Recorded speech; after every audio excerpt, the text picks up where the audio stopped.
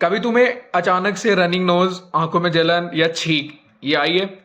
तो ये आती है, एलर्जी होती है सारी की सारी। और ये कैसे होती है, ये आज हम समझते हैं टाइप 1 हाइपर सेंसिटिविटी से। ठीक है। हाइपर सेंसिटिविटी, हाइपर बोले तो सिंपल है, इंक्रीज अमाउंट में, मतलब कि बढ़ रही है। सेंसिटिविटी अर्थात कि जिसमें इम्यून रिस्पॉन्स और इम्यून रिएक्शंस जो बॉडी में इंक्रीज कर जाते हैं, उसके कारण जो भी डिजीजेस उत्पन्न होंगे वो हाइपर सेंसिटिविटी के कारण होती है।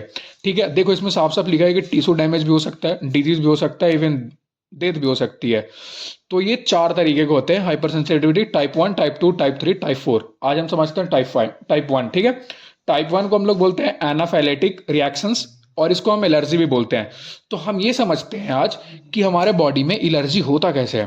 पे क्या होता है कि सबसे पहले एलर्जेंस आते हैं हमारे बॉडी में आते के साथ एपीसी जो सेल होती है, एंटीजन प्रेजेंटिंग सेल, ये इसको देखती है। इसका काम ही होता है, सिंपल है, कि एंटीजन आई उसको पकड़ना है भाई। पकड़ने के बाद सबसे पहले इसको स्टिमुलेट करती है TH2 को। ठीक है। TH2 जो हमारा है वो रिलीज करता है साइटोकाइनिन, और ये जो साइटोकाइनिन से यहां से रिलीज होते हैं इंटरल्यूकिन 4। ठीक है। अब इंटरल्यूकिन 4 जो है वो किसको स्टिमुलेट करेगी? बी लिम्फोसाइट्स को। बी लिम्फोसाइट्स प्लाज्मा में है, प्लाज्मा जाती है, प्लाज्मा के बाद अब यहां पे एक चीज देखो कि जब काम कर रही होती है इंटरल्यूकिन 4 जो हमारे यहाँ पे एंटीबॉडीज में काम करेंगे इंटरल्यूकिन 4 के हेल्प से, वो है IgGE और IgG4। ठीक है।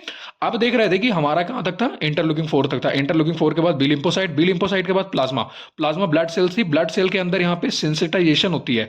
इसमें सिंपल होता है कि देखो ब्लड सेल के अंदर मास्ट सेल प्रेजेंट होता है, मास्ट सेल की हेल्प से हम ये क्या होता है कि सेंसिटाइजेशन हो रही है, ये यहाँ पे एंटीबॉडी इस पे आकर के चिपक गई। देख रहे हो आप कि यहाँ पे मैंने एंटीबॉडी बनाया इस तरीके से आकर के इस पे चिपक गई।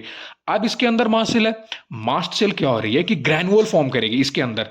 मास्ट सेल क्या कर रही है? ग्रैनुअल फॉर्म कर रही है। इस जो एंटीजन हमारे बॉडी में आई थी वो उस पे, जैसे ही इसमें ग्रेनुलेशन फॉर्म होगी, इसके जो मेम्ब्रेन हो जाएंगे रप्चर हो जाएंगे। ठीक है। रप्चर हो चुके को यहाँ पे क्या बनेगा? डी ग्रेनुलेशन हो जाती है।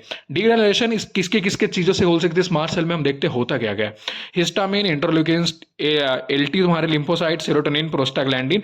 अब ये सब मिल करके, ये सब जितने भी थे, ये सब मिल करके क्या फॉर्म करेंगे? एलर्जी। अब इस चीज को देखते हैं कि एलर्जी में हाथ क्या गया, इस्चीमा, अस्थमा, अर्टिकेरिया, एक्यूट डर्मेटाइटिस।